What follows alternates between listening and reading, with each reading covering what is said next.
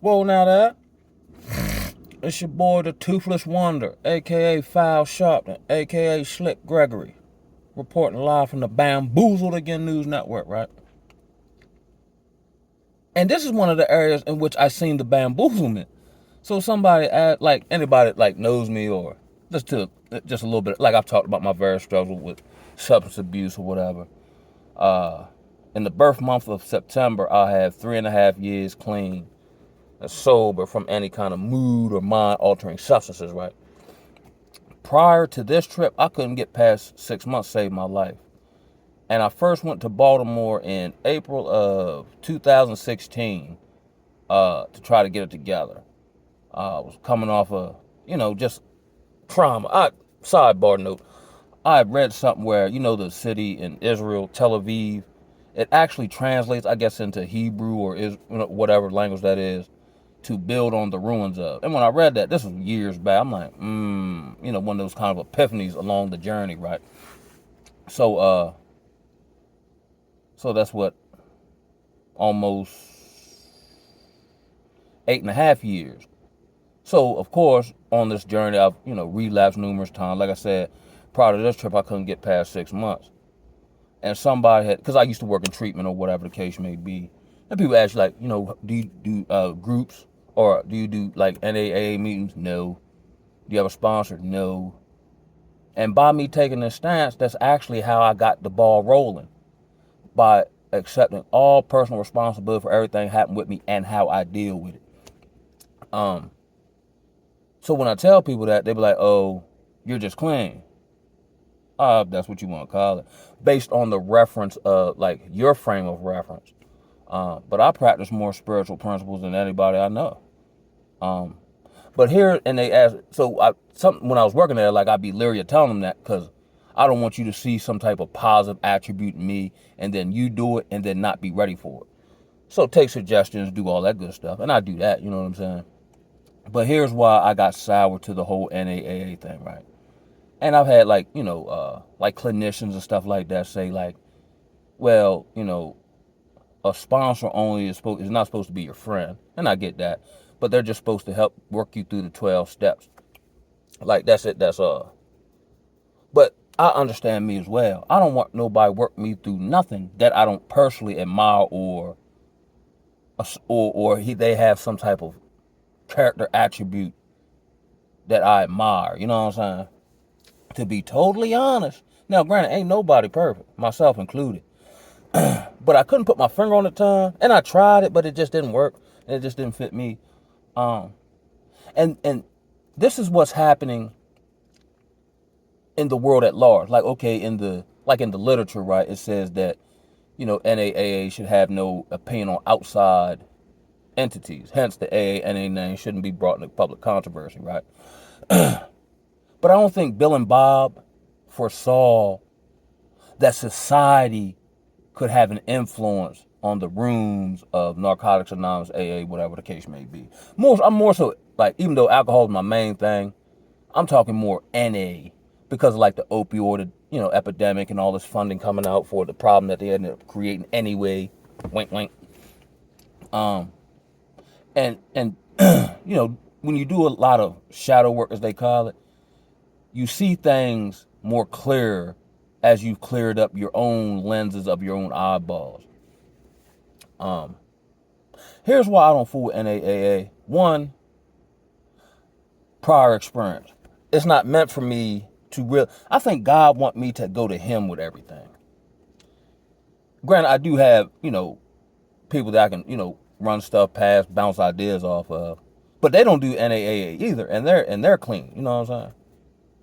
Sober, whatever the case may be. And are actually the more people of substance and character than people you find in the rooms of NA. I'll just keep it to NA, right?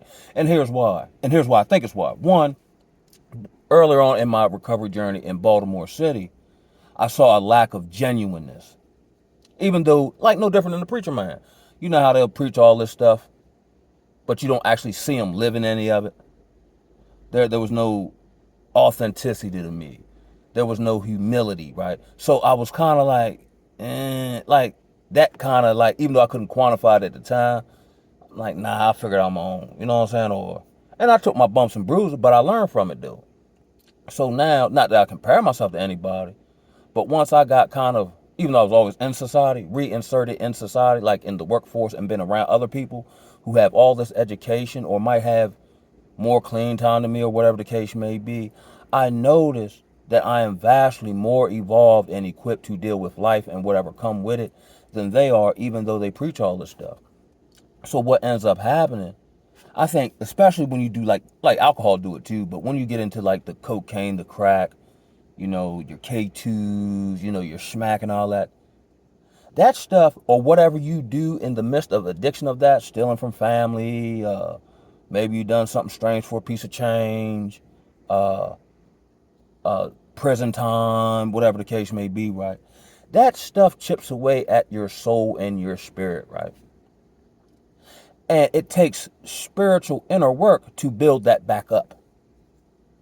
But in this material kind of, or, you know, whatever society we find ourselves in here in Babylon, what I've noticed is that people go to NA and then they put on the dawning of looking good, success, whatever the case may be. Typically, you know, you might see some memes about like the recovery house dude gets the fresh, you know, white tee, some fresh shoes, and then he's trying to sleep with everybody. He fine. He talk a lot of slick shit, whatever, but he's actually characteristically internally a douchebag.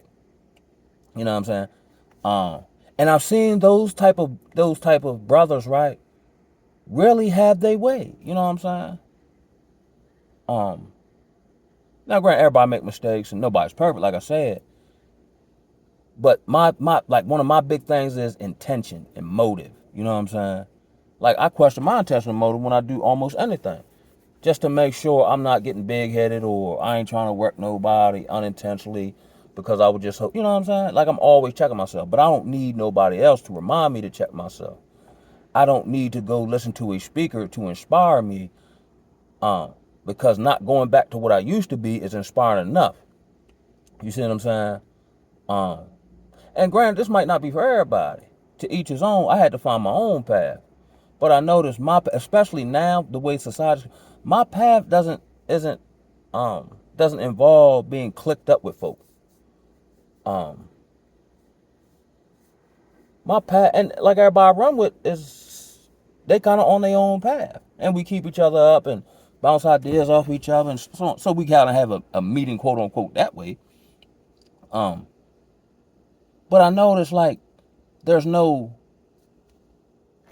how would I word it? Now everybody talk a good game, but like with me, right, I'm trying to become the best version of myself possible.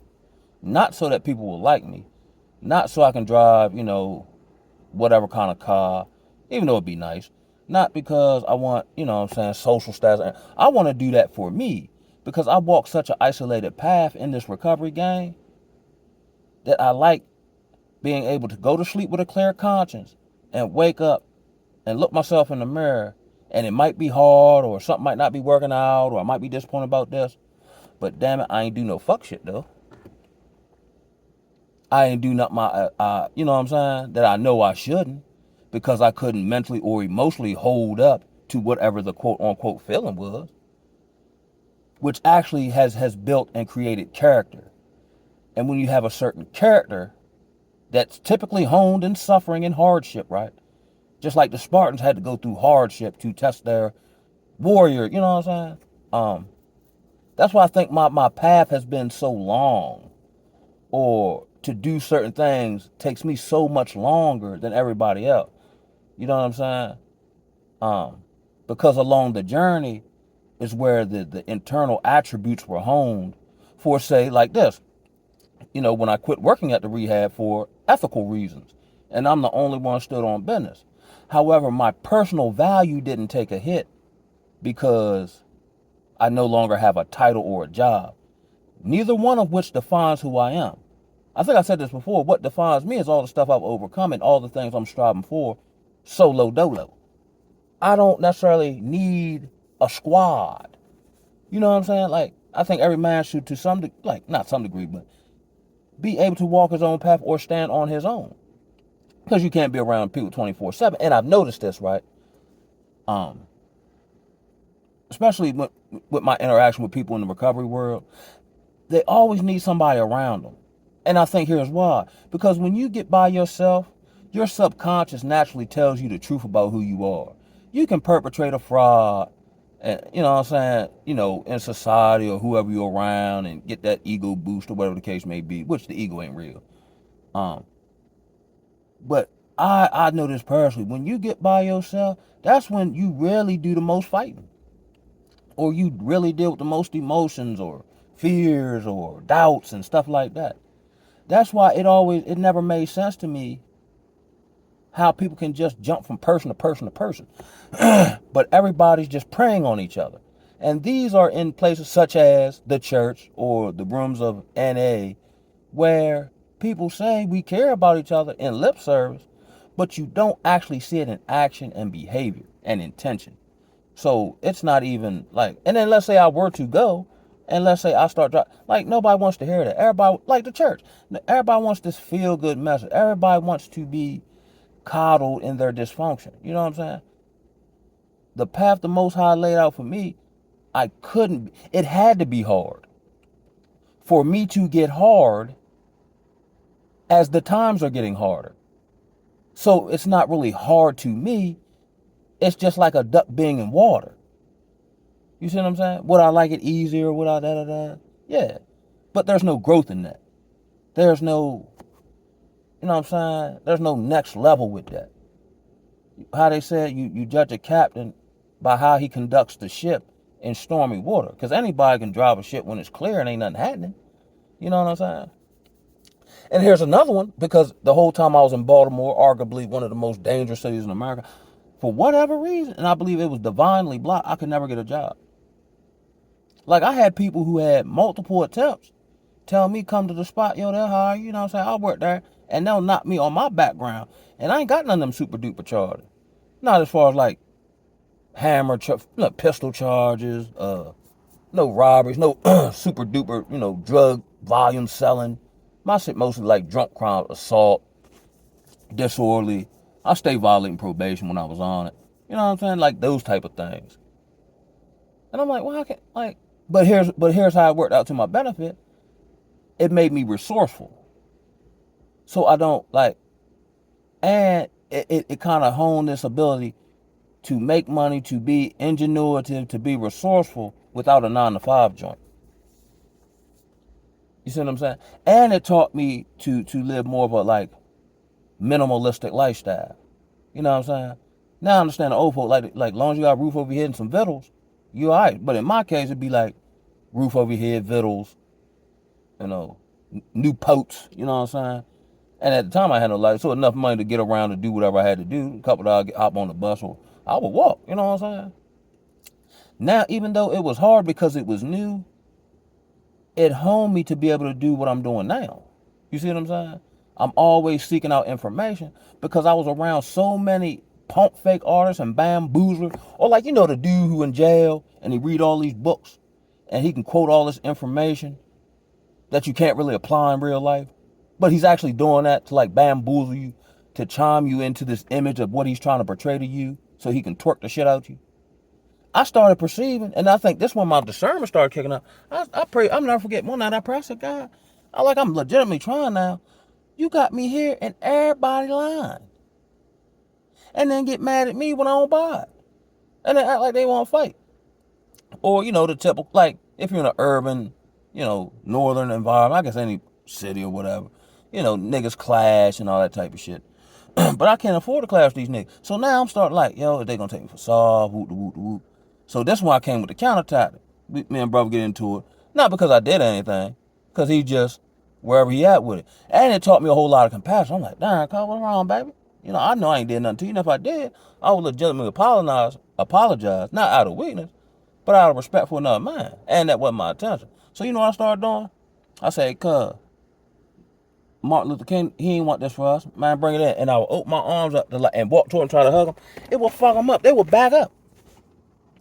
Now, if I put my hands up, they come forward. But when I open my arms up and say, man, come on, bring it in one time. Let me get a hug like Martin. They back up. That shit scared them, yo. I said, I got them. I got it now. Now Now I found my counter tactic. Now I can start keeping them up off of me by fucking their brains up with my responses that they don't see coming. Or, you know what I'm saying? Just kind of like, I don't want to say violent, you know what I'm saying? But, you know, niggas in Baltimore quick to go to violence as a problem solver, you know what I'm saying? Oh, yeah, oh, man, you say you're going to knock me out? Oh, damn, Kyle, I'm sorry you feel that way. I'm going to holler at you, though. And just bop on and just totally be dismissive of them. Even though they made these show enough threats, you know what I'm saying? It was wild. Like, I seen people in these meetings, man. I seen a whole bunch of 13 stepping. I seen a whole bunch of tricking, which is me basically people playing healed but still being broken, taking advantage of other broken people who trying to act healed. I ain't got time for that. It's no different in the church. Like, I know it's a lot of parallels between the two. You see what I'm saying? But somebody who give you some real deal fire message that holds you accountable, that so say calls you on your bullshit out of love, motherfucker hate him. Nah, I don't hear that nigga, man. You know what I'm saying? But typically, if somebody says something to you and it triggers you, it's probably because it applies to you. You know what I'm saying? So I was just more open-minded, like, especially back then, if, like, when they talk about, like, you don't take care of your kids and shit, I'm like, damn, they right, yo, I don't, yo, I'm some shit, yo. I need to work on that, yo. I don't want to be, you know what I'm saying? I don't want to be one of them brothers, yo, nah. Instead, I'll take care of my kids. Hell, you ain't here with us. You know what I'm saying? What you, a mafia don, sending money home from the rehab? Like, it was so crazy. And that's another thing, yo. I've never met, like, I've been in the field, right? But I never met more gangsters. I met more gangsters in, like, these so-say treatment centers, these inpatient treatment centers, than I ever did in the street, yo. Everybody gangster, everybody tough, for the most part. You know, I'm just making somewhat of a blanket statement. I'm like, yo. But I remember my master sensei, Woody Curry, say, when you see a brother like, and he planted a seed, but then it took me a while to kind of like operate in it. But typically, if you in a rehab setting and a motherfucker playing super tough with their chest out, it's because when they go home or they talk to their wife, they treat them like shit. Or the young boy on the corner make him pick his dope up, so he gotta get his masculinity back somewhere. You know what I'm saying? Granted, you know, I'm more of the like mindful person. You know what I'm saying? Like, I'm mindful of myself and I'm mindful of others. You know what I'm saying?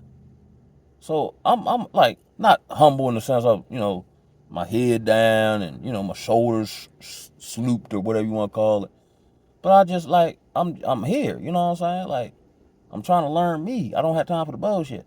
Now one thing I did do, man, I'm somewhat of a comedian. Because especially when I first went to Baltimore, the spots was closing up, leaving us for dead. That's why I don't be relying on nobody. All these people who give you all this, you know, great knowledge, but then if they can't make $1 off of you or they don't have their business right, they'll cut their phone off and we just left for dead. You know what I'm saying? I'm like, damn, Joe. And these were like supposedly Christian black folk.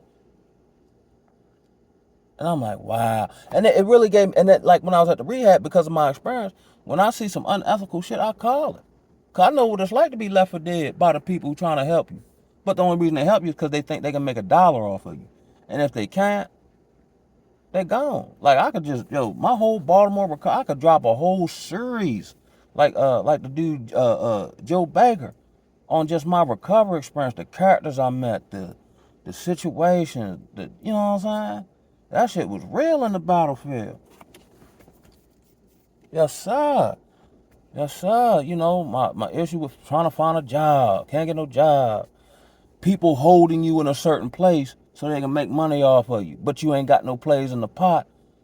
So that's actually another thing. It taught me time management, because I kind of need them, but I want to build myself up to the point where I don't need nobody. But I'm going to have to go through this. So with the whatever little free time I got, I'm working out, I'm working on something, I'm reading something, I'm ducking and dodging, because I don't have a lot of time, so I got to maximize the time I do got to get up out this shit. And it wasn't until, you know, I went back this last time and said, whatever come down the pike, well, I surrender. I said, whatever come down the pike, I'm going to deal with it. And along that journey, I had to face all the same stuff periodically throughout the journey that typically call me a relapse, like loneliness, prolonged disappointment, prolonged frustration, My plan's not working, seemingly, but it's all working out for my good. You know what I'm saying? Just getting tired. You know what I'm saying? I'm in close proximity to all these different energies. You know what I'm saying? I'm fighting tooth and nail to get out of it, to construct a life that reflects my value system every day. You know what I'm saying? And by the grace of God, I'm still working on it, but to a degree, I've been able to do that. You know what I'm saying? So I'm not like and here's another, like, okay, am I recovering at it? I would say yeah, but that don't define me. You know what I'm saying? That's just like a part of my life. You know what I'm saying? But it's not like I always, like, yeah, it's a part, but it don't hold me. Like, I'm not overly concerned about drinking, because, you know what I'm saying, how's it worded? If any man be in Yeshua Christ, he's a new creation. Behold, all things are new, for the former has passed away. That Calvin that needed to be in the bars and need to drink to cope, or need to drink to enhance a good feeling, he been dead. And he ain't coming back. And I'm mindful to moving away, or to, do a lot of self-analysis to make sure I'm not exhibiting any behaviors or going in any places that, unbeknownst to myself, would lead me back down that path. But that shit dead. Ain't nothing back there. It's all darkness. Like, if it gets so bad, let's say, whatever going on, I just gonna holler or cry or do whatever I gotta do. But drinking ain't gonna solve, and it's gonna make it worse. And see, I know once I open Pandora box, I'm gonna have to go check in somewhere to stop it. I can't stop on my own. So I might as well just stay stopped. Like on the wire, just keep the devil in the hole where he belongs at. And continue to strive and continue to, you know what I mean, grow and evolve along this process and this journey called life. But I don't need nobody to teach me none of that. And then here's another thing. And I told somebody when I was working at the rehab this. I said, with the mind I got, who gonna be my sponsor other than somebody like Master Sensei, Master Ling, somebody? You know what I mean? How am I have a sponsor? And I don't like talking on the phone. How am I have a sponsor, and my sponsor got more issues than I got that he can't effectively manage? And my character better than his, my integrity better than his. What I'm talking? Why am I answering to him? And the way I thank God, he don't want me answering to nobody but him. And I've lived like that. Because trust and believe, let's say I do something. Now, if I don't have all the information, I make a genuine mistake. That's something different. But I know I should, like, let's just say a female, and I feel like she vulnerable and I take advantage of her for my own carnal desire. I'll be scared God gonna get me, seriously. And the precipice to leading me into treatment and all that, like I said about the city Tel Aviv translates into being built on the ruins of, man, God bless my boots so loving I couldn't get out of it. I got bad conscience. And it's not my heart. I really don't want to take advantage of nobody. And it seems like, especially in society or dating or in these various places, it's a predatory behavior. Everybody trying to run game on each other. Everybody trying to work each other out some money. Everybody trying to get their game off before the other one get their... Man, ain't nobody got time for that. If it ain't real, I don't want it. Simple as that. And then they'll say, oh, you, this, that, and the third, or whatever. Not that I care. Because I'm okay with me. You see what I'm saying? I'm so okay with me, I can spend time with me. You know what I'm saying? I'm so okay with me, I refuse to allow anybody around me who at the very least just isn't generally who they portray themselves to be. You know what I'm saying? Like, as my expectations have gone down, my standards have shot through the roof. And that's not to say anybody perfect, not like that. Like I know partners that I still rock with that have relapsed and, and got back on the ball and all that. But they were just genuine, you know what I'm saying? And I've done it my damn self. They were just genuine. Man, cuz I fucked up. I feel you, bro. What you gonna do though, cuz? You know what I'm saying? Woo. You need me help you, get back right? But all that, you know what I'm saying? Oh, I relapsed, but the bitch did it. No, wrong answer. You ain't had no business fucking with the bitch. Why are you fucking with bitches anyway? You need to look at that. You know what I'm saying? And then not just that, but the way this whole, with here in Maryland, I don't know how it is other places, but with this, the change from state funding of treatment to the billing of insurances, it's actually made, and rest in peace, my first counselor, Mike Banks, a former bank robber, he told us, he said, yo, get what you need to get now out this shit. Because once these places start getting this medical billing number, all this compassion for you as a human going out the window. You are nothing more than a dollar sign. And that's what it is now. Now here you see, like, typically from my understanding, if you want to go into, like, you might detox somewhere, Suboxone, methadone. But then if you go into treatment, you can't take that. Now these treatment centers have become havens for the peddling of methadone and Suboxone and all that. You know, these terms of harm reduction. You know what I'm saying? Which I get it. But here it is, though. The methadone and Suboxone is harder to get off than the original smack, and they make money off prescribing it to you. That's why if you want to go the old school way and say, yo, I'ma just sweat it out, or I'ma just go through the suffering and all that, they will, like, try to, like, what's the word I'm looking for? They'll try to, like, convince you not to do that, because they do get a kickback for subscribing you to be on that.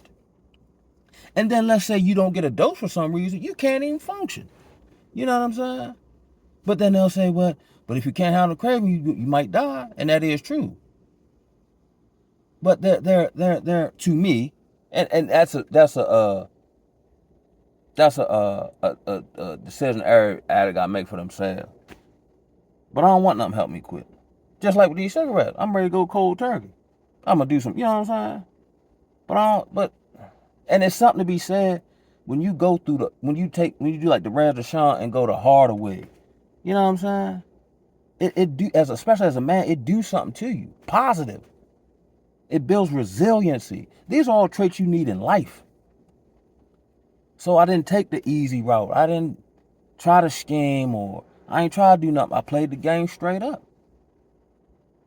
For the most part, I mean, you know, I might have done a little something like, but nothing like super malicious. But I might try to, like, get out of a group, or, you know what I mean, something like that. But then I don't even do that much. I'm afraid that's going to become a behavior. And then I try to get out of a group. Now I'm trying to get out of something else. You know what I'm saying? But that's why I don't fool with it. And I don't need to fool with it. And to me, it's not empowering. Like, I had a partner when I was working at the treatment center. He would go to the meetings, and he would tell me how there were staff members that I worked with that would go to the meetings who don't have an issue with addiction, but they going in there looking for dates and shit. Like, yo. Just broken people doing anything but deal with brokenness. Then you wonder why nobody's healed. If you keep picking a scab, it'll never heal. You see what I'm saying? If you keep fucking with it, or fucking with this and fucking with that, but nobody really cares about healing. Everybody cares about the instant gratification. It don't have nothing to do with treatment or addiction. That's why I don't fool with most things in society. You know what I mean? But I don't know, man. That's just my thoughts on it. That has just been my experience. And that's just why I move the way I move. And I praise the Most High, because the way I move now has benefited me greatly, as I see so many people, not just in the addiction world, treatment world, but in society, losing their minds. Getting into these situations, I mean, getting locked up, trying to, you know, still hustle at 40, and, you know what I mean? Still fucking with hoes, and, you know what I'm saying? Like, that's why I want to get out the country, because I started thinking, I've always thought like this. Now I'm operating in how I think, like, yo, it's got to be more and better than this, yo. I'm not accepting this. Just like I just won't accept any old job. I'll do what I gotta do. No. And it's not that I'm better. Or something to that effect, like something beneath me. That's not the case, because I will get my hands dirty. But I'm striving for better and greater, in the sense of purpose and fulfillment. And I never really heard a whole lot of people in the meetings talk about purpose, fulfillment, legacy. Shout out my man Hundo Chris. He really planted the seed with that. You know what I mean? So I started, like, going to his joint, which was more of like a barbershop, like a man's rap. You know what I'm saying? And he kick it out there, and I'm like, yeah, you know what I'm saying? That's why I'm big on building up my skill set. Not so I can go buy a bunch of trinkets and materialism. For functionality purposes. Now I'm starting to operate with vision, foresight. You know what I'm saying? Like, people will tell me stories, and I'm like, yo, how you didn't see that happening? Or, yo, what was your motive for even doing that? Outside of the instant gratification, you knew that shit wasn't going to work. But then you complain and act like you all sad when this shit don't work, and it wasn't supposed to work. You know what I mean? But with that, man, I'm going to sign off, man. I'm going to holler at y'all, man. As my man say, cover your six. Ooh, oh.